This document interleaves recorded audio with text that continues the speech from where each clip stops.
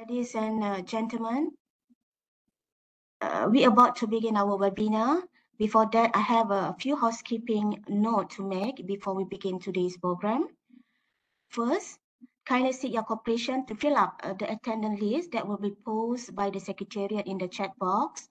Okay, the chat box is the bottom of this WebEx. And the second one, beside the attendance list, all participants are also required to fill up the feedback form to let you entitled for the certificate. The Secretariat will also post it in the chat box soon after the webinar ends. The third one, the participant may ask a question to the speaker either by raising hand or post it in the chat box soon after the presentation ends. Participants may ask either in Bahasa or English. Last but not least, please stay until the end of the presentation because we will be having a group photo together. Okay, I saw the thumbs up, a lot of thumbs up. Thank you very much. Currently, we have 67 participants online.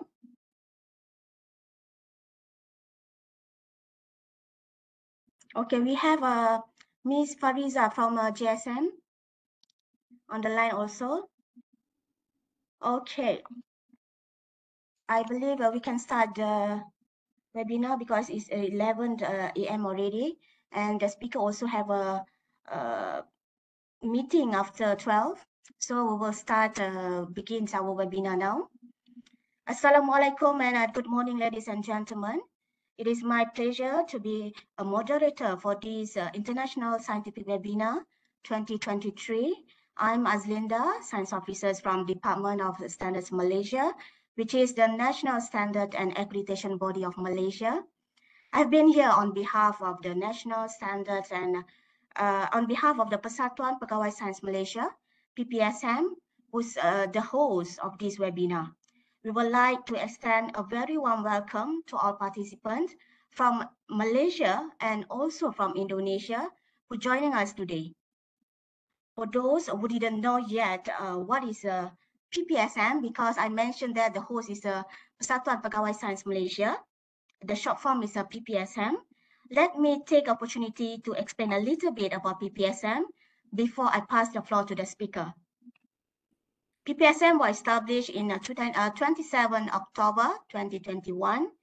The main objective of this establishment is to gather all science officers under one common and big umbrella to ensure the welfare and career advancement of science officers is preserved, and also to contribute toward the advancement of science in Malaysia. Currently, PPSM have 260 registered members, and there are more new members who will be joining us in the near future. PPSM will be organizing more activities like this webinar in the future, and we hope all members will be benefiting from it. If you are interested to become the PPSM members, please do not hesitate to contact us at PEG Science Malaysia at _gmail.com. You may also drop your detail to be contacting in this WebEx chat box and we'll be respond to you later. Okay, since everyone is ready, okay, now it's a 72 participants online. Without further ado, let me start the webinar by read through the CV of our beloved speaker, Ms. Tia Aminah Setiawati, where we specially brought to all of you far away from Pajajaran, Indonesia. Ms. Tia Aminah Setiawati has an educational background as a chemical analyst and graduated from the Pajajaran University Master Program in Chemistry in 2017. She has worked in a laboratory since 1999 as a laboratory assistant in a food chemistry laboratory, majoring in agricultural technology, Pajajaran University. Since 2011, she has held the functional position of PLP, Pranata Laboratorium Pendidikan. In 2015, she worked as a technical manager in a test service laboratory that was ISO 25, 2017 certified, and in 2021, she worked as the head of the lab until today. She concerned in research on chemical analysis method and halal analysis. She has attended various training related to chemical analysis and ISO 17025 documents. Without further ado, please welcome everyone, Ms. Tia Amina Setiawati. The floor is yours, ma'am.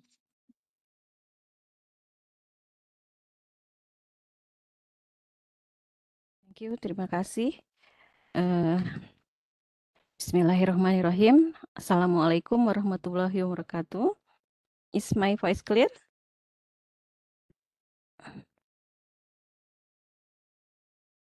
Hello everyone. Yes, it's clear, ma'am. Oh, thank you. Okay, because my English is very bad, I will talk in bahasa. Terima kasih. Selamat pagi, salam sejahtera untuk kita semua. Terima kasih untuk PPSM, Persatuan Pegawai Sains Malaysia yang sudah mengundang saya pagi ini untuk sedikit sharing pengalaman mungkin ya, karena mungkin ilmu saya tidak terlalu banyak, jadi saya ingin sharing pengalaman saja apa yang terjadi di Indonesia. Tadi sudah dikenalkan oleh Ibu Puan Moderator, terima kasih Moderator, bahwa saya dari Universitas Padjadjaran. Saya sehari-hari bekerja sebagai Pranata Laboratorium Pendidikan, kemudian saat ini juga saya dipercaya untuk menjadi kepala lab untuk testing lab, food testing lab di Universitas Padjadjaran di Fakultas Teknologi Industri Pertanian. Saya juga sebagai researcher di Indonesia, PLP atau mungkin sama dengan di Malaysia Pegawai Sains, kami juga punya fungsi sebagai researcher untuk bidang manajemen lab. Jadi hal-hal yang berhubungan dengan laboratorium. Izin share screen.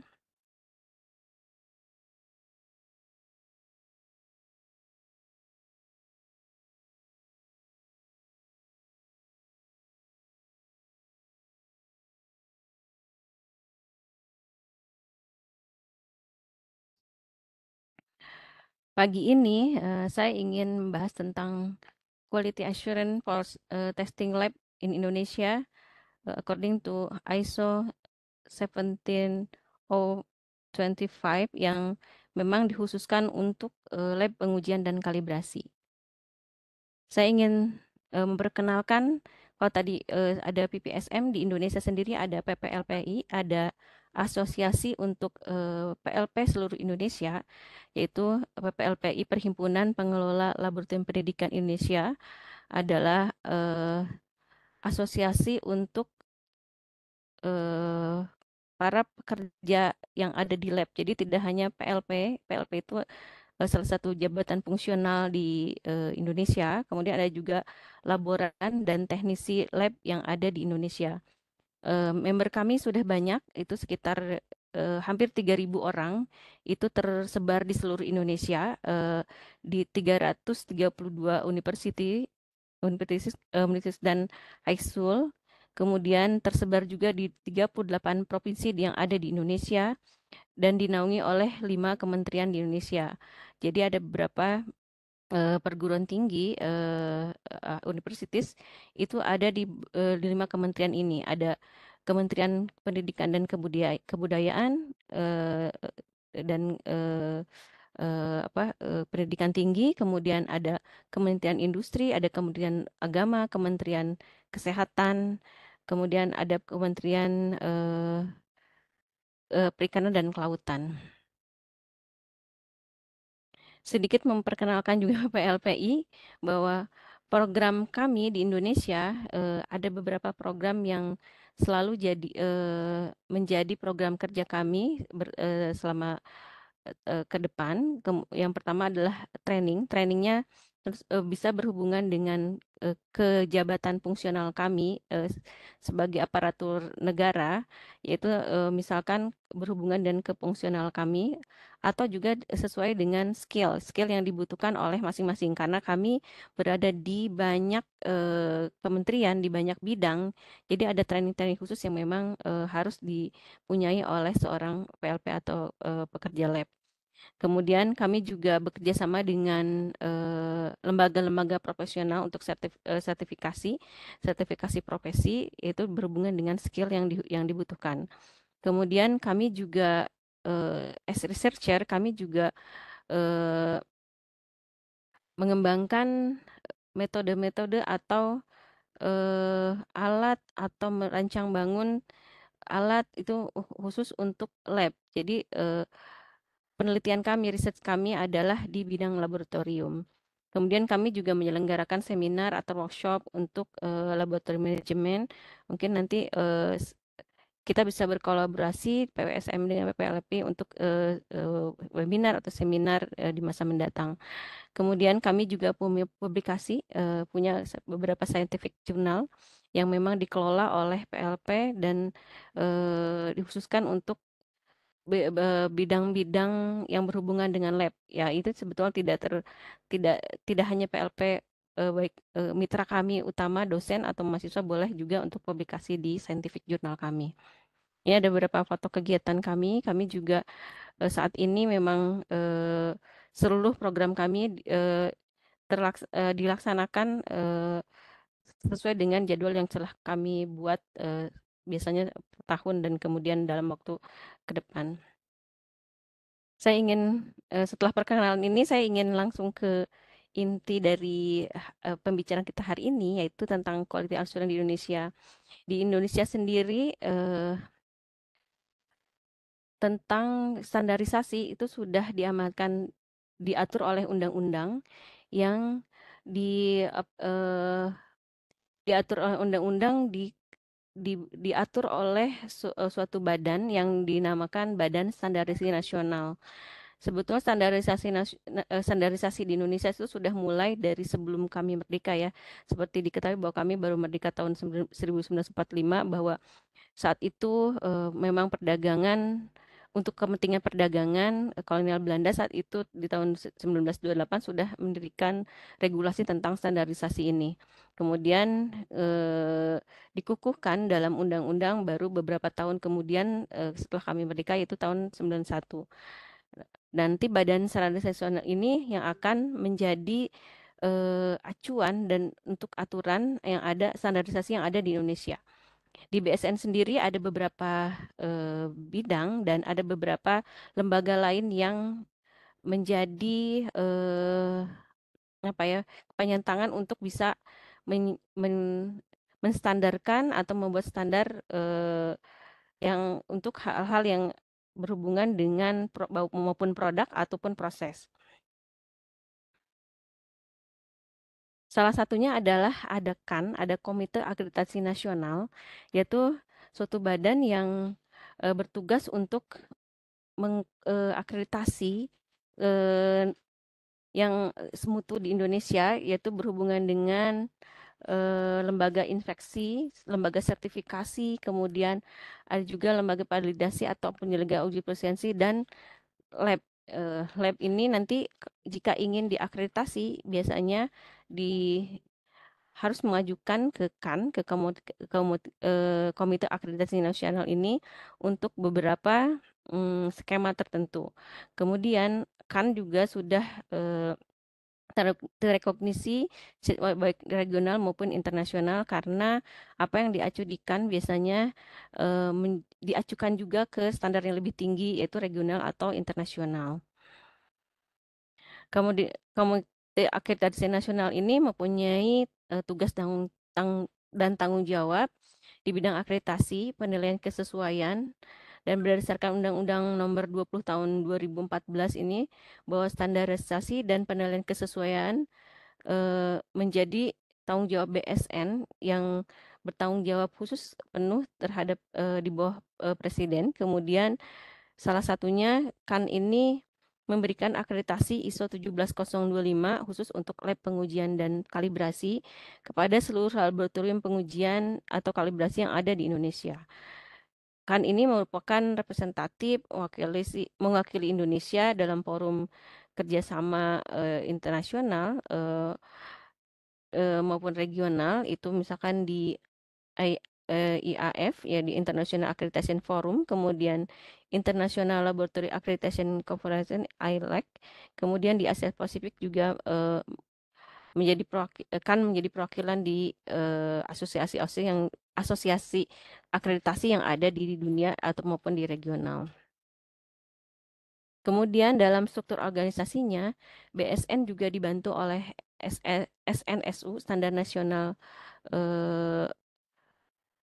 Satuan Ukur. Jadi dalam suatu proses penjaminan mutu ada satuan-satuan yang harus tertelusur ke standar internasional. Dalam hal ini BSN membuat suatu deputi, yaitu Badan Satuan Nasional Standar Ukur. Jadi untuk ukuran-ukuran yang berhubungan dengan misalkan lab, satuan panjang dan suhu, volume, itu kesesuaiannya nanti diatur oleh SNSU ini. Kemudian BSN juga bisa bekerja lebih optimal untuk mengimplementasikan infrastruktur mutu, standarisasi, penilaian kesesuaian, metrologi, itu guna mewujudkan sebuah sistem yang memungkinkan produk atau jasa itu memenuhi kualitas atau persyaratan keselamatan, keamanan, kesehatan, ataupun pelestarian lingkungan hidup. Kemudian dengan adanya standarisasi ini diharapkan hidup kita akan lebih nyaman, aman, kemudian teratur, dan Indonesia juga bisa bersaing secara internasional baik dalam hal perdagangan atau pelayanan. Ini struktur organisasi yang ada di BSN.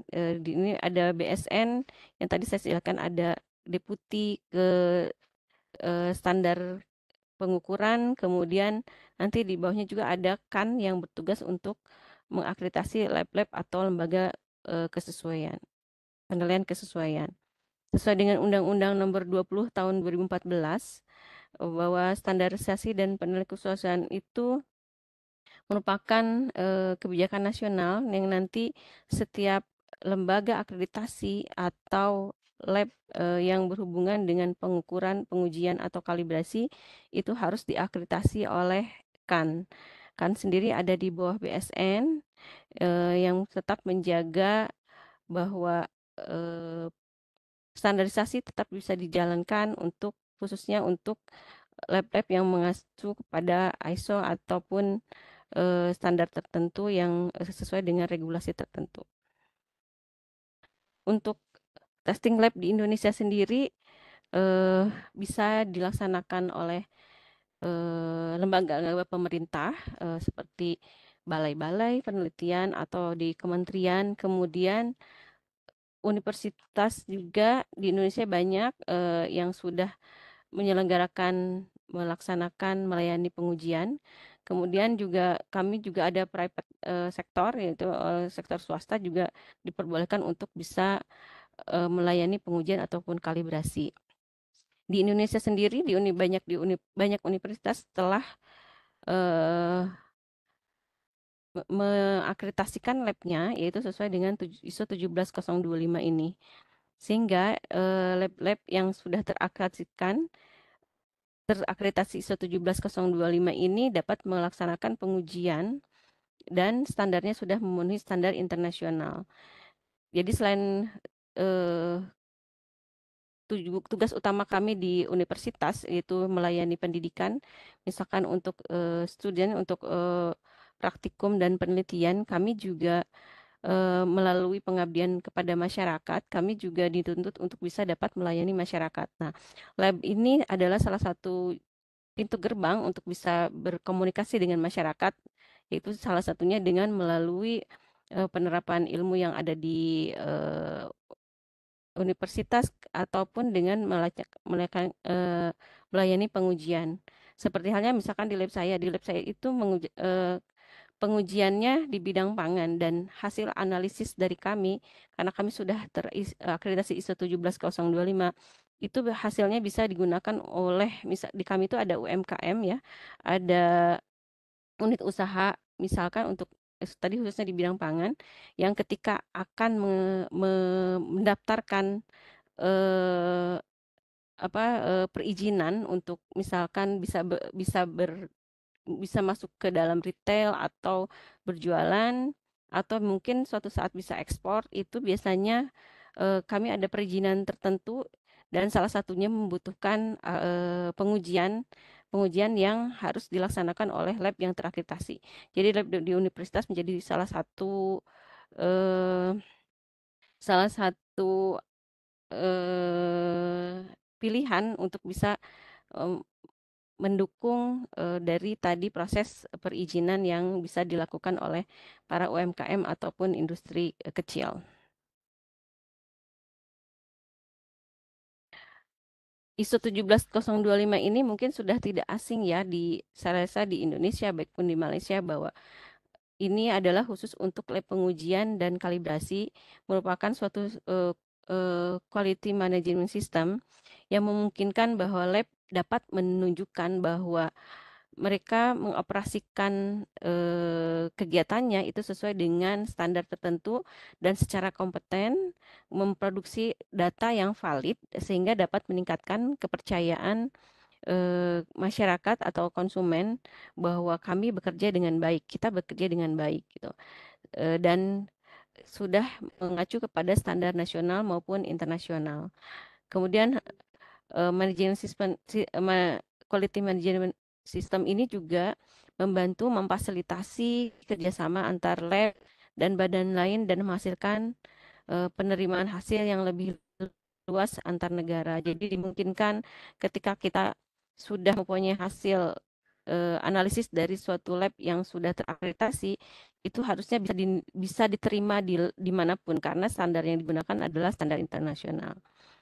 Hal ini juga dapat membantu memfasilitasi kerjasama antar negara. Jadi ketika mau masuk ke negara lain, kita sudah sudah sama standarnya adalah yang tadi ISO 17025. Kemudian harusnya laporan analisis atau sertifikat analisis itu dapat diterima dari satu negara ke negara lain tanpa harus pengujian lebih lanjut. Karena approval ya apa sih standar internasional itu sudah diterapkan.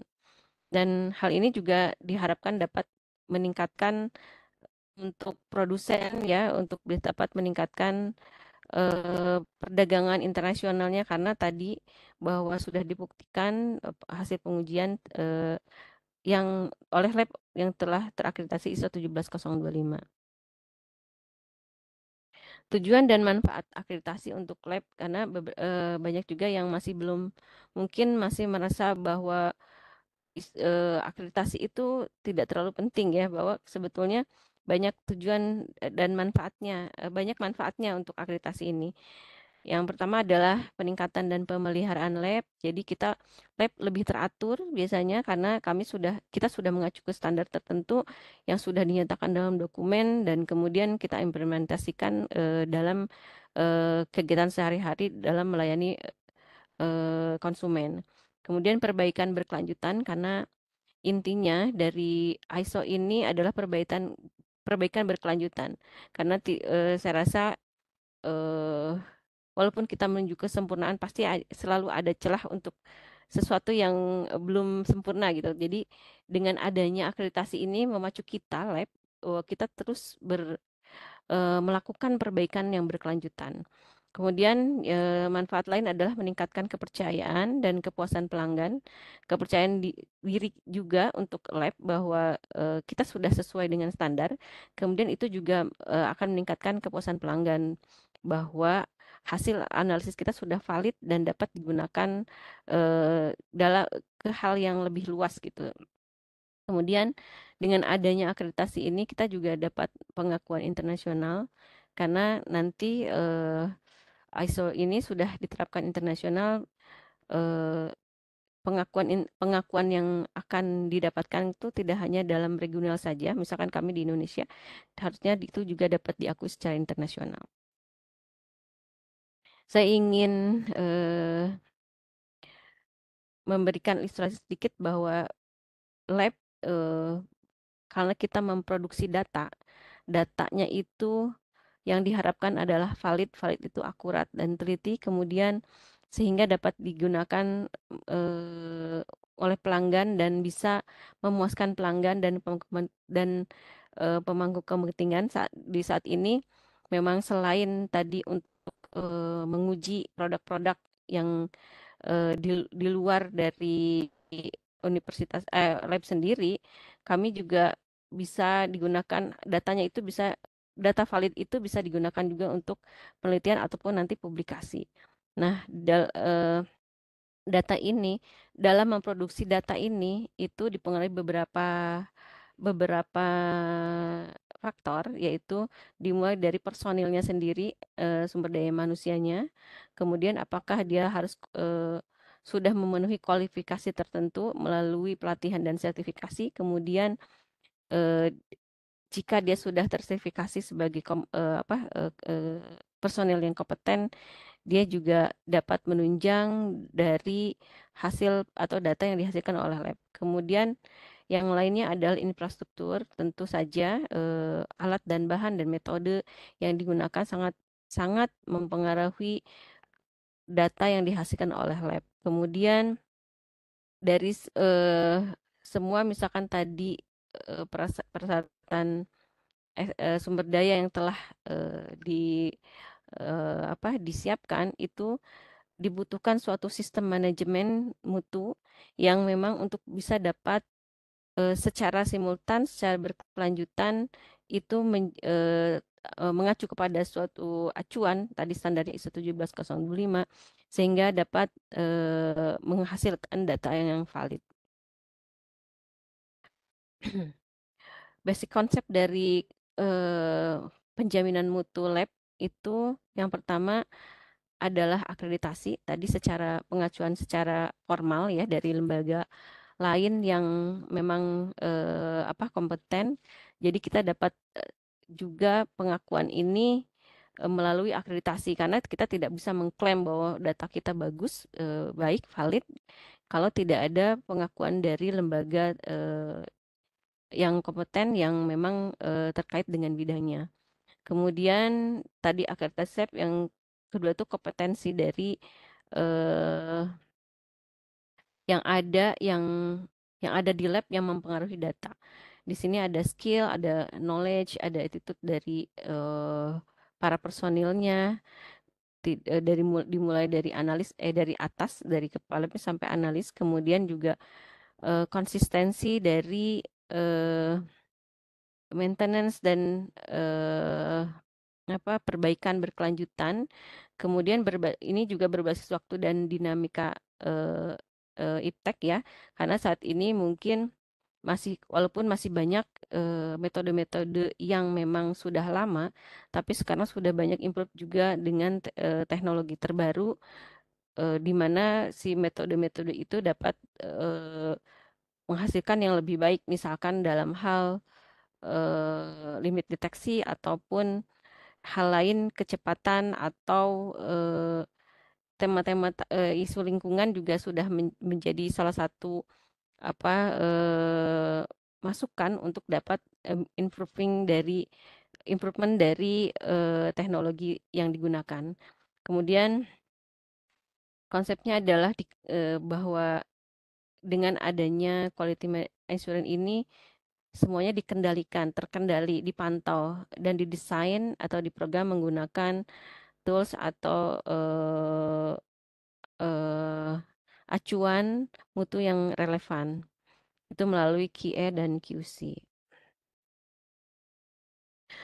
Apa itu QA dan QC, quality assurance atau QA ini adalah suatu suatu desain yang sudah terstandar, yang sudah di di apa di dari awal sudah planning kan eh, secara kegiatannya secara sudah terencana yang dirancang untuk memastikan bahwa semua kegiatan pengendalian mutu ini atau quality control ini bisa dilaksanakan dengan benar. Kemudian QC sendiri adalah kegiatan terencana, terplanning yang telah dirancang untuk menyediakan produk yang berkualitas. Nanti mungkin saya akan gambarkan juga selanjutnya apa bedanya QA dan QC. Ini sebetulnya ada beririsan ya. Kalau QC itu eh, biasanya dimaksudkan untuk suatu produk tertentu, kalau untuk QA adalah menaungi semuanya, mulai dari sistem manajemen mutu sampai ke produk akhir, ataupun nanti kalau misalkan di lab adalah data yang dihasilkan.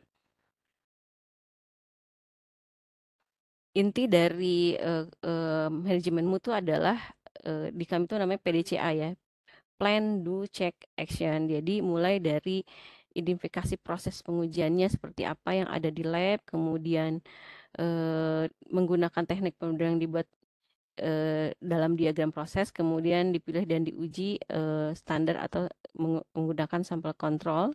Kemudian bagaimana cara do-nya, kumpulkan data menggunakan daftar. Kemudian di sini ada juga biasanya ada control chart atau peta kendali yang ditetapkan batasnya dan itu menjadikan acuan kita sehari-hari. Kemudian ada eh, ada step cek pengumpulan data yang ini biasanya secara periodik kemudian diplotkan dalam peta kendali, kemudian dimonitor secara berkelanjutan. Kemudian jika ada sesuatu berarti suatu yang harus dievaluasi, kita harus kemudian menganalisis dan mengevaluasi datanya. Apakah di sini masih ada yang perlu perbaikan atau perlu diperhatikan dalam setiap langkah yang telah kita buat maupun dalam perencanaan maupun pelaksanaan supaya nanti kita dapat menentukan kira-kira apa yang kita harus siapkan dalam tindakan perbaikannya atau dalam peningkatannya. Ini QA dan QC untuk saya ini hanya untuk ilustrasi lab dan industri manufacture gitu, karena di lab itu yang diproduksi adalah data, kemudian biasanya lab menganalisis sampel-sampel yang berbeda matriksnya. Kalau di industri manufacture mungkin dia sudah ter sudah sesuai dengan apa core bisnisnya. Misalkan ada industri helm atau pangan, misalkan dia sudah setiap produk itu sudah punya spek khusus yang diharapkan yang ditetapkan oleh manajemen. Kemudian untuk spesifik produk untuk produk lab itu berdasarkan karakteristik sampel dari pelanggan karena biasanya matriks sampelnya juga berbeda-beda tapi lab sudah mempunyai ruang lingkup tertentu yang dapat diacu. Jadi nanti mungkin saja ada lab yang ruang lingkupnya khusus, sangat khusus. Misalkan di kami ada di pengujian pangan atau di tempat lain mungkin juga bisa ke arah kelistrikan atau misalkan beton dan sebagainya. Kemudian untuk di manufacture kan hasil pengujiannya sampel produk setelah ditentukan spesifikasinya biasanya ini mengacu kepada regulasi tertentu atau di Indonesia sendiri ada namanya Standar Nasional Indonesia. Jadi produk-produk tertentu sudah ada SNI-nya dan biasanya di industri manufaktur ini sudah dimaksudkan sesuai dengan SNI Standar Nasional Indonesia. Kemudian di lab pengujian sampel produk tidak dapat memberikan informasi ketergantian proses biasa, jadi hanya sebatas informasi tentang apa yang diuji. Kalau di industri itu pengendalian mutunya dapat dilakukan dengan pengujian sampel produk dan bisa dilihat dari jalur produksi. Jadi misalkan untuk bisa produksi hari ini atau produksi base tertentu bisa dilihat apakah kemudian mutunya sudah sesuai atau belum. Dan kemudian di lab untuk kesimpulan itu datanya biasanya absah atau akurat.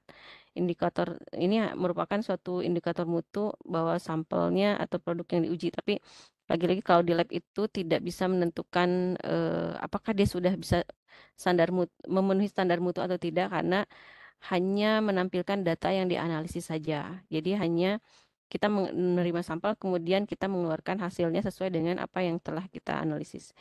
Kalau di manufacture itu biasanya akan muncul kesimpulan apakah hasil dari proses pengujian itu apakah sudah memenuhi standar tertentu diterima gitu ya QC pass atau di reject. Rejectnya itu bisa misalkan beda pasar ya. Kalau di Indonesia sendiri ada yang ada standar tertentu KWI di bawah QC pass itu, yaitu standar yang mungkin tidak memenuhi standar tapi masih bisa digunakan. Tapi ini biasanya ya tergantung dari tujuan ya. Misalkan kalau kita memang inginnya sesuai dengan QPAS, ya, QC pass harusnya tidak barang reject ini diatur regulasi tertentu sesuai dengan pabriknya biasanya. Ini ada beberapa faktor yang mempengaruhi hasil pengukuran, data pengukuran, dimulai dari personel, kemudian fasilitas, kemudian prosedur yang digunakan, kemudian peralatan. Fasilitas itu tadi hubungannya dengan fasilitas ruangan dan kondisi ruangan. Kemudian peralatan yang digunakan juga dia harus memenuhi standar tertentu yang sudah ditetapkan. Kemudian yang lain adalah standar. Jadi apakah semuanya misalkan tadi peralatan sudah memenuhi standar, biasanya sudah dikalibrasi memenuhi standar tertentu dan dilaksanakan bisa oleh lab itu sendiri dengan tentu memenuhi standar-standar tertentu untuk kalibrasi, ataupun kita bisa menggandeng lab lain yang memang kekhususannya untuk menguji kalibrasi untuk lab sebagai lab kalibrasi. Fungsi QA atau QC di lab yaitu karena kita memproduksi data bahwa jika data yang dihasilkan sudah sesuai, maka kita bisa dengan percaya diri bahwa kita sudah bisa rilis data ya. Tapi kalau misalkan tidak, kita harus bisa investigasi kira-kira kenapa itu bisa terjadi, dan hal ini bisa ditelusuri dari faktor-faktor yang mempengaruhi data tersebut. Mulai dari tadi kinerja dari alat dan bahannya, kemudian apakah lindungannya juga kondusif sesuai dengan persyaratan, kemudian apakah personilnya juga sudah kompeten, sudah secara terpercaya dia melaksanakan pengujian tersebut, kemudian apakah metode yang digunakan apakah valid, memenuhi standar, sesuai dengan standar, atau jika itu adalah in-house method mungkin dibuktikan dengan hasil validasi metodenya. Kemudian di dalam ISO 17025 sendiri eh, kinerja dari supplier, misalkan apa ya, bahan kimia atau lembaga mm, pelatihan yang digunakan, apakah itu sudah kompeten atau belum. Nah, nanti ini juga bisa jadikan masukan untuk dapat kita aplikasikan di lab untuk bisa memenuhi bahwa lab kita sudah terjamin mutunya. Untuk memastikan mutu dari data, itu sebetulnya sudah dalam ISO 17025 sendiri sudah diatur di klausul 7 ya, di klausul 7 bahwa kita ada yang beberapa pilihan yang bisa dilaksanakan, dimulai dari menggunakan reference material sebagai quality control materials, kemudian menggunakan instrumen yang terkalibrasi, kemudian ada apa sih, pengujian terhadap alat-alat yang digunakan, itu juga menjadi bagian dari penjaminan mutu di laboratorium.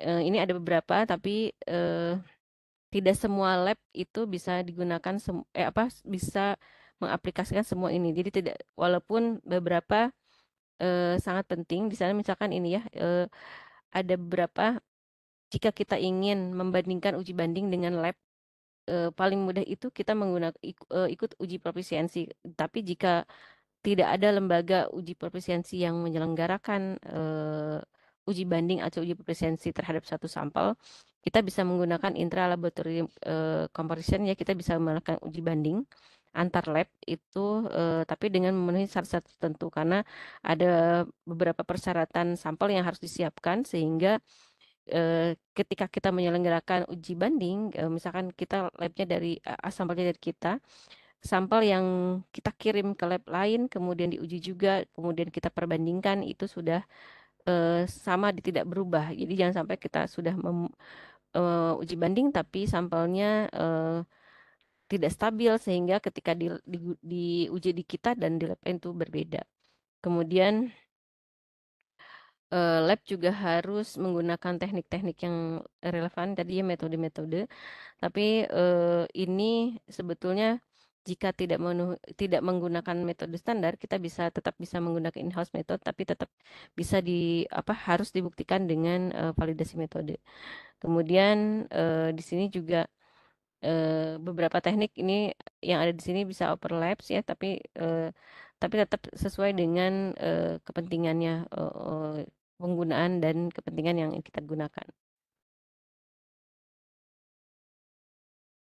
Pemantauan keabsahan hasil tadi sama ya, bahwa ada proses PDCA, Plan Do Check Action, mulai dari pemilihan cara pemantauan keabsahan hasilnya seperti apa plannya. Jadi kita sudah rencanakan untuk bisa menjamin mutu itu apa yang harus kita lakukan. Kemudian yang direncanakan itu kita laksanakan. Kemudian pelaksananya itu untuk memantau kevalidan data atau hasil analisis yang diproduksi oleh lab. Kemudian apakah dia sudah memenuhi atau tidak, kita bisa merencanakan lagi kira-kira kalau sudah sesuai dengan kinerja yang kita tetapkan, itu bisa kita rilis data. Kalau misalkan tidak, kita bisa melakukan analisis penyebab kira-kira kenapa bisa terjadi seperti itu. Kemudian setelah kita menemukan analisis penyebabnya, kita bisa merencanakan tindakan perbaikannya. Dan tindakan perbaikan ini diharapkan dan kemudian dievaluasi lagi apakah efektif atau tidak. Jika tidak, nanti kita harus melaksanakan lagi evaluasi kira-kira kenapa tindakan itu kurang efektif sehingga tidak bisa mengatasi permasalahan yang timbul dari suatu proses itu. Ini beberapa metode untuk dapat memastikan bahwa data hasil analisis itu adalah valid. Yang pertama, saya bisa menyebutnya ada eksternal ya, ada penjamin mutu eksternal dan internal. Untuk eksternal sendiri, tadi ada uji banding. Kapan kita bisa menggunakan uji banding? Itu ketika memang tidak ada lembaga uji profisiensi yang menyelenggarakan proses uji banding untuk suatu produk atau analisis. Kalau tidak ada uji proficiency, sebetulnya paling mudah ikut uji proficiency, kita tinggal daftar, kemudian kita mengikuti proses dan menyetorkan data, nanti akan ada pertemuan teknis yang membahas tentang data. Tapi jika tidak ada, biasanya dalam ISO 17005 dibolehkan untuk bisa uji banding antar lab. Tapi tadi ada beberapa yang harus diperhatikan ketika kita uji banding antar lab. Ketika kita sudah dapat kita sudah mengirim sampel dan menyatakan mengolah hasilnya sebagai uji banding, kita bisa ceknya dengan membandingkan hasilnya melalui uji t-test atau student test, kemudian ada app-test juga di sini. Apakah hasil kita itu berbeda nyata atau tidak, signifikan atau tidak dengan lab lain. Nah, nanti ada perhitungan tertentu, ini harus biasanya sih di waktu khusus ya kita membahas tentang uji banding ini. Kemudian yang kedua, sebagai penjaminan mutu eksternal, ada intra-laboratory comparison, ada uji banding antar personil, biasanya ini dilakukan di lab sendiri, itu bisa dilaksanakan dengan analisis yang berbeda dengan metode yang sama dan orang yang sama, atau bisa jadi juga misalkan analis yang berbeda dengan metode yang berbeda, karena harusnya ketika walaupun kita menggunakan metode yang berbeda, hasilnya harus tetap sama, karena bagaimanapun yang kita sajikan adalah data analisis dari sampel tersebut. Jadi diharapkan dengan metode yang berbeda, personel yang berbeda tetap menghasilkan hasil yang sama, tidak berbeda nyata. Kemudian kita juga bisa jadi kita pakai sama personel yang sama tapi dengan metode yang berbeda. Tadi kalau personel yang beda, metode yang beda, atau personel yang beda, metode yang sama tapi dengan metode yang berbeda. Itu juga kita nanti hasilnya kita bisa cek dengan membandingkan t-test atau f-test. Jadi uji apakah dia signifikan, berbeda nyata atau tidak. Kemudian penjaminan mutu eksternal yang ketiga adalah uji profisiensi. Nah, uji profisiensi sendiri biasanya sudah ada yang menyelenggarakan di provide ban di kami namanya PUP, penyelenggara uji profisiensi, yaitu suatu lembaga yang dikhususkan untuk menyelenggarakan uji profisiensi, biasanya mempunyai ruang lingkup tertentu juga, dan PUP sendiri penyelenggara uji profisiensi harus terakreditasi oleh KAN. Ini biasanya mengacu ke SNI ISO 17045, di mana di sini acuannya khusus untuk lembaga uji profisiensi. Kemudian ini juga sama ya, nanti diakreditasi oleh KAN, Komite Akreditasi Nasional, untuk bisa memastikan bahwa lembaga penyelenggara uji profisiensi itu sudah terakreditasi secara internasional. Kemudian kalau tadi kita bicara penjaminan mutu eksternal, secara internal kita juga bisa melakukan penjaminan mutu, yaitu dengan membuat control chart. Nah, ini ada mengacu ke distribusi normal Gaussian ini, bahwa ada data-data yang tersebar, yang kita bisa hitungkan itu tersebar dengan menggunakan sebaran data dan standar deviasi. Jadi tersebar secara distribusi normal Gaussian ini, dan bisa dibuat sebuah control chart yang mengacu kepada aturan ini. Apakah nanti data kita ada di antara control chart itu, misalnya ada ada 3 zona, dimulai dari average plus minus 1 standar deviasi sampai 3 standar deviasi. Ini biasanya ada limit-limit tertentu, ada warning limit sama upper limit ataupun low limit. Nanti saya akan jelaskan kemudian.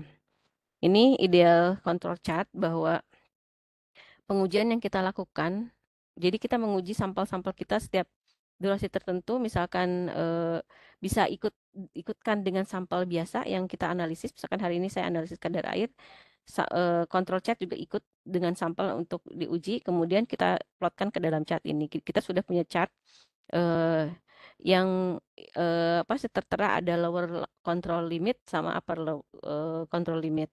Nah, yang ideal itu data itu tersebar di antara itu. Tapi pada kenyataan yang saya hadapi, bisa jadi si data itu tidak jatuh di control chart. Nah, ada beberapa yang memang menjadi bersifat control of chart gitu ya, yang itu harus kita perhatikan, dan selanjutnya biasanya harus kita investigasi kenapa terjadi seperti itu. Nah, ini ada beberapa contoh out of control. Jadi ketika dia sudah melewati batas upper limit maupun lower limit, itu kita bisa nyatakan bahwa datanya adalah out of control. Kemudian terjadi juga ada trend data, 3 data berturut-turut, misalkan naik atau turun, itu biasanya dinyatakan sebagai situasi out of control. Ini ada beberapa contoh out of control. Jadi ketika dia yang tadi melewati upper limit, ini ternyata jauh juga dari lower limit. Kemudian ini ada beberapa titik yang tadi di luar peta kendalinya, control chart, itu biasanya kita harus stop pengujiannya. Nah, ini juga ada loop of control ketika ada eh, beberapa data yang trennya menaik atau menurun sebanyak 3 titik, itu juga harus kita nyatakan itu sebagai out of control. Lalu apa yang harus kita lakukan ketika tadi internal quality control, control chart yang kita plotkan, kita harus stop dulu, kita harus berhentikan dulu. Kita tidak rilis data dulu, kemudian kita harus investigasi kira-kira apa yang terjadi, kenapa datanya tidak sesuai gitu ya. Nah, ini biasanya kita harus investigasi kenapa itu tidak sesuai, kemudian eh, isolasi dulu, lokalisir ketidaksesuaiannya, kemudian hentikan dulu layanan pengujian. Biasanya sih kami secara cepat gitu ya. Kenapa ini bisa terjadi? Biasanya apa? Kami cari analisis penyebabnya, kemudian eh, kira-kira di mana salahnya, dan ketika kita sudah menentukan oh terjadi misalkan ada kesalahannya di sini, kita bisa perbaiki dulu, kemudian kita uji lagi dan kita bisa rilis data. Kemudian setelah tadi kita sudah ketemu analisis penyebabnya, kemudian lakukan tindakan perbaikan, kemudian kita bisa lakukan koreksi, ataupun kita menyediakan juga tindakan korektif tertentu agar itu tidak terjadi lagi. Nah, ini juga perlu diidentifikasi apakah tindakan perbaikannya itu membutuhkan waktu yang lama, apakah cukup dengan eh, dalam hitungan hari atau tahunan. Kalau misalkan itu hubungannya dengan alat yang perlu diperbaiki dan itu membutuhkan waktu yang lama, itu mungkin tahunan. Kita juga harus bisa menyediakan menentukan tindakan korektif, kira-kira apa yang harus kita lakukan. Tapi yang saya pernah alami, biasanya kita bisa atasi dengan tidak terlalu lama ya, karena kebetulan kemarin eh, ketika tidak terjadi kesesuaian, kita investigasi, ternyata ada step yang belum kita penuhi, dan itu kita penuhi, dan alhamdulillah datanya sudah sesuai lagi. Eh, Berikut saya akan menyimpulkan sedikit bahwa eh, untuk jaminan untuk internal, tadi untuk eksternal itu kita bisa mengikuti beberapa pilihan. Ada uji banding, uji antar lab, kemudian kita bisa di dalam lab sendiri, intra-laboratory comparison, kemudian kita bisa mengikuti uji proficiency. Untuk penjaminan mutu internal, kita bisa membuat control chart atau kurva kendali. Ini merupakan alat bantu yang efektif untuk eh, sebagai kita lab, bahwa apakah yang sudah kita lakukan itu sesuai atau belum, datanya apakah sudah valid atau belum. Dan ini peta kendali ini juga bisa eh, membuat mengetahui ketidaksesuaian, dan kita akan terhindar dari pelaporan data yang salah. Kemudian informasi ketidaksesuaian hasil uji ini dapat berdampak juga terhadap keterlambatan, biasanya karena kita nggak bisa rilis data dulu. Tapi penyelesaiannya, daripada kita mengeluarkan data yang salah, lebih baik kita mungkin agak terlambat untuk melaporkan data, karena kita harus investigasi kemudian melakukan tindakan perbaikan. Dan mudah-mudahan setelah dilakukan tindakan perbaikan, datanya akan sesuai lagi dan kita bisa rilis data. Mungkin itu dari saya. Terima kasih. Saya kembalikan ke moderator.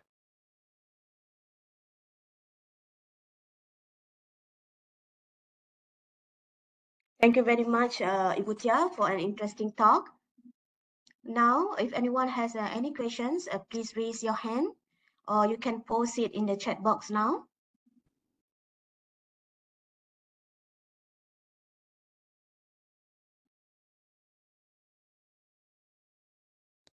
Ada sebarang pertanyaan?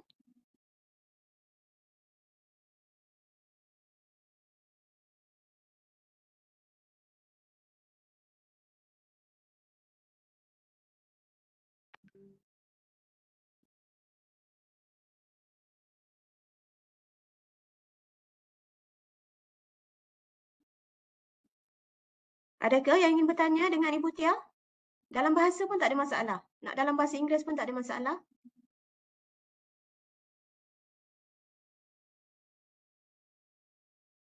Sekejap saya semak lagi kalau dekat chat ada sebarang soalan.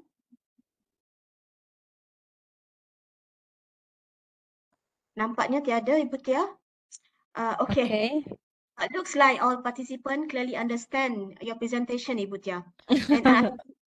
And I believe most of them, yeah, I believe all of them also involved in the ISO 17025, you Yes. know, in the testing laboratory. So of course, they understand the content that you share, but it's very interesting, especially, you know, the involvement of the association in the Indonesia. Okay. Without further ado, maybe we can start with the photo session. Okay. Kindly seek all the participant cooperation to on your camera so that we can have a group photo together.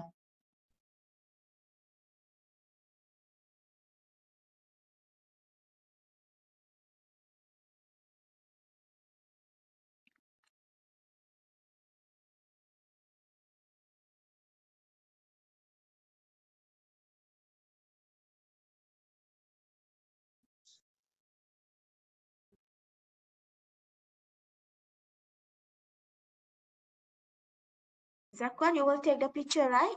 The photo session?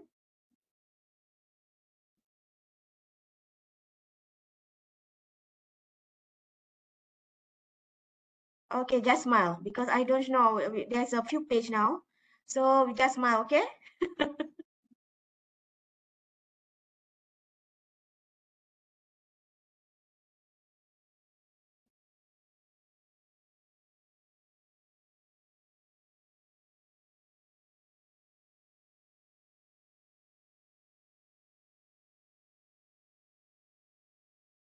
Okay, please don't leave this chat, this webinar yet. It's not end yet. There's a few reminder that I need to inform all the participants. Please stay until these group photo sessions end.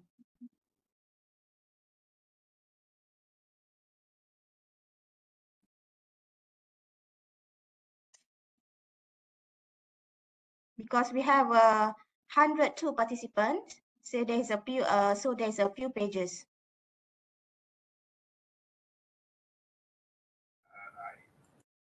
Is it okay? Zakwan, is it finished?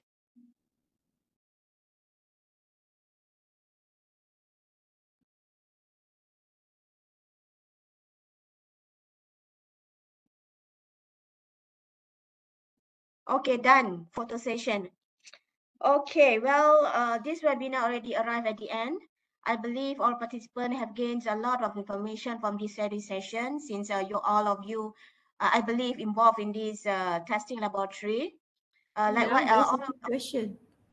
Oh, there's a few questions. There's a few hands up. Not sure. Are they asking question or what? Okay, sorry. Is there any questions? Let me check. Let me check. Who raised hand? One person raise hand. Oh, yeah. Okay. Okay. Who's in the line? Thank you. I'm Suratman from Rio University, Indonesia. Okay, yes, Mr. Suratman. Ada sebarang soalan, Bapak? Ya. Izinkan saya bertanya dalam bahasa Indonesia. Sedikit one question. Thank you, Ibu Aslinda ya. Iya. Oke. Sangat menarik ya Bu Tia presentasinya, memberikan pencerahan untuk kita semua tentu hari ini. Saya pengen penjelasannya sedikit tentang penggunaan metode tadi ya. Jadi apabila di suatu laboratorium ya kita melaksanakan pengujian, kemudian kita tidak memakai metode standar, kurang lebih seperti itu tadi ya, ada penjelasan seperti itu. Tetapi itu diizinkan. dengan syarat harus divalidasi terlebih dahulu. Pertanyaan saya, bagaimana cara memvalidasi metode yang kita gunakan, ya, yang tidak standar? Terima kasih, Bu Tia. Thank you so much. Terima kasih Ibu, Pak Suratman. Oke, Ibu Tia. Baik, terima kasih. Terima kasih atas pertanyaannya. Betul sekali untuk metode tidak perlu metode standar, tapi memang akan lebih baik jika kita menggunakan metode standar. Karena kesananya biasanya sih lebih mudah ya. Tapi tetap harus verifikasi metode nanti. Jika kita tidak menggunakan metode standar, kita mau mengembangkan sendiri metode standar, in-house method misalkan, kita itu sangat bisa boleh nanti biasanya kita harus melaksanakan validasi. Ada beberapa standar validasi yang harus kita penuhi. Di antaranya ada uji presisi, akurasi, recovery, kemudian ada apa sih robustness. Itu nanti ada panduan tertentu khusus untuk validasi metode. Kemudian biasanya kita juga membandingkan dengan metode standarnya. Kalau misalkan tidak, ya kita bisa menggunakan sampel sebetulnya paling mudah kita pakai CRM ya. Kita pakai CRM reference material gitu ya. Itu kita, apakah dengan metode in-house metode kita yang kita kembangkan hasilnya sama dengan yang tertera di COE-nya atau tidak, itu paling mudah Pak. Tapi kalaupun kita tidak punya CRM, karena memang CRM biasanya mahal, kalau di Indonesia mahal Puan, untuk beli CRM, ya biasanya tetap kita menggunakan data sampel yang ada, misalkan kontrol sampel ya, kita sudah membuat kontrol sampel, kemudian kita uji juga validasinya. Hasil-hasilnya kemudian diperlihatkan ke KAN, dan ketika misalkan dikonfirmasi oleh asesor, kita bisa menjelaskan, itu tetap bisa diterima Pak, gitu aja. Baik, terima kasih Bu Tia penjelasannya. Sama-sama, terima Please, kasih. Aslinda. Ya, terima kasih Pak. Ada soalan lagi? Assalamualaikum warahmatullahi wabarakatuh. Assalam. Siapa Izin ditanya? bertanya. Boleh? Ya, izin bertanya, host. Halo, izin Siapa bertanya, ditanya? host. Oke, Ibu Nur Ibu Nur Elfa. Elfa. Oke, terima kasih atas waktunya, Miss Aslinda. Perkenalkan, my name is Nur Elfa. I'm from University Lambung Mangkurat University from Kalimantan, Borneo, South Kalimantan.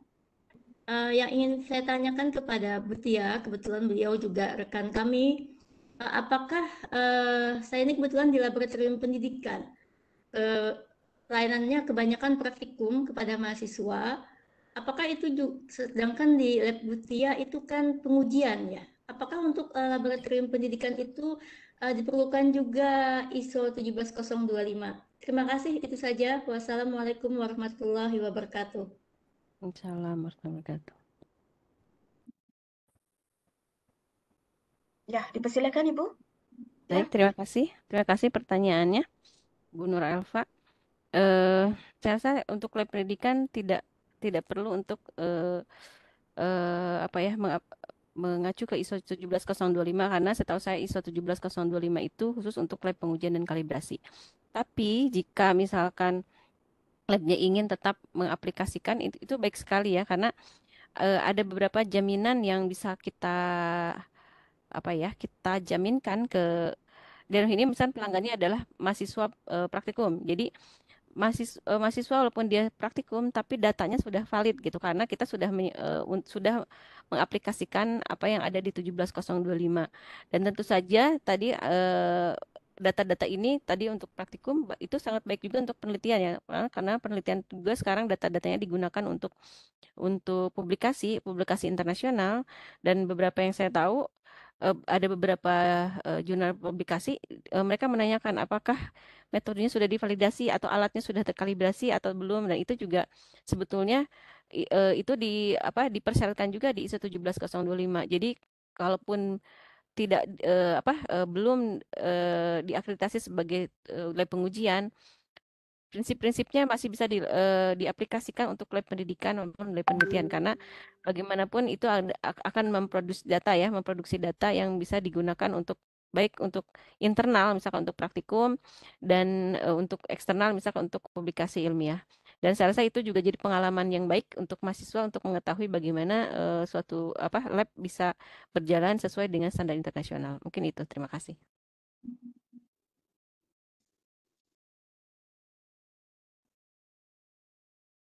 Oke, Ibu Noelfa ya. Ya, Ada soalan? oke. Iya, Oke, terima cukup. kasih, Ibu. Terima kasih. Okey, kita ada soalan daripada Puan Fariza daripada Jabatan Standard Malaysia. Puan Fariza nak terus bertanya secara live ke? Ya, saya. Okey, dipersilakan Puan. Just nak kongsi. Saya Fariza daripada Jabatan Standards Malaysia. Kita sama dengan KAN, kita punya posisi sebagai badan akreditasi. Jadi kalau di Malaysia memang skim akreditasi ini adalah voluntary, ya. Seperti mana soalan Ibu Nur Elfa tadi, adakah ia boleh diguna pakai di institusi pengajian? Jadi di Malaysia ini ada beberapa universiti yang ingin mendapatkan akreditasi, tetapi satu adalah on research basis, yang kedua adalah untuk memang untuk routine testing, untuk dia punya commercialization, ya. Jadi kita tidak ada halangan di Malaysia, ya, walau bagaimanapun bagi makma yang hanya mendapat akreditasi 725 bagi research base, isunya adalah mereka goes by project, ya, project ataupun funding daripada research base. So apabila research itu selesai, maka funding itu tiada lagi, jadi untuk sustain dan juga maintain dia punya sistem akreditasi ianya menjadi masalah. So mungkin di Indonesia kondisinya tidak sama, ya. Jadi kita biasanya akan bertanya kepada universiti yang mohon untuk akreditasi, kita akan maklumkan, kita akan dapat pencerahan daripada mereka customer yang bakal menggunakan perkhidmatan yang dibekalkan oleh universiti tersebut, ya, supaya ianya boleh sustain, boleh dikekalkan sistem akreditasinya dengan pelanggan-pelanggan yang sepatutnya, ya. Kita ada beberapa makmal yang buat secara research base ataupun R&D sahaja. Jadi setelah bajet itu ataupun funding itu habis, maka sistem itu terbengkalai. Jadi satu kerugian besar, ya, yang berlaku. Jadi itu di antara sharing yang ingin saya sampaikan lah, ya, di Malaysia. Ianya boleh dilaksanakan juga, tetapi harus difikirkan masa depan, ya, untuk mereka sustain, kekal dengan akreditasi 17025. Terima kasih. Ya. Okey, terima kasih Puan Fariza. Ada sebarang soalan lagi? Kalau tak ada, kita saya akan wrap up. Okay, we can saw that accreditation, although it's a voluntary, is bring a big, huge and also a benefit to the testing and also the calibration laboratory, or doesn't matter regardless of either in Malaysia or Indonesia. So when the laboratory accredited with the ISO 17025, it means that the laboratory meet the management requirement and technical requirement of the ISO 17025 and deemed technically competent to produce calibration and testing results. So for the laboratory who still didn't have an accreditation yet and plan to have it, please do not hesitate to contact my Department of Standards Malaysia. Our doors is always open to all of you. And then those come from Indonesia, you can liaise with the KAN in Indonesia. Last but not least, I'm on behalf of the host, would like to thank you, Ibu Tia, and all participants from Malaysia and Indonesia for participating in this 1 hour webinar. Thank you also to the Secretariat, specifically Mr. Zuhaimi and Mr. Zakwan for your hard work. And for the final reminder from the Secretariat, do not forget to fill up the attendance list and the feedback form. So I end up this webinar with the Wassalamualaikum warahmatullahi wabarakatuh. See all of you again. Waalaikumsalam warahmatullahi wabarakatuh. See you. Thank you very much. Terima kasih. Miss Terima Aslinda. kasih Ibu Tia Thank for you. the Dari sharing. Malaysia. Terima Sehat kasih, selalu di sama-sama. Malaysia ya. Terima Thank kasih untuk you. PSM. Salam untuk semuanya. Terima kasih. Saya Waalaikumsalam izin. semuanya ya. Ibu Di luar. Dan please jangan lupa boleh ya, tulis yang ke jawab. Indonesia juga, yang di Indonesia juga jangan lupa isi feedback form ya untuk dapatkan sertifikat. Siap, siap. Dan Thank you so attendance ya. much. Oke. Terima kasih. Mantap Mbak Tia. Terima kasih, Live Pak. ya. Terima kasih. Izin live. Terima kasih, everyone. Thank you very much. Sulit.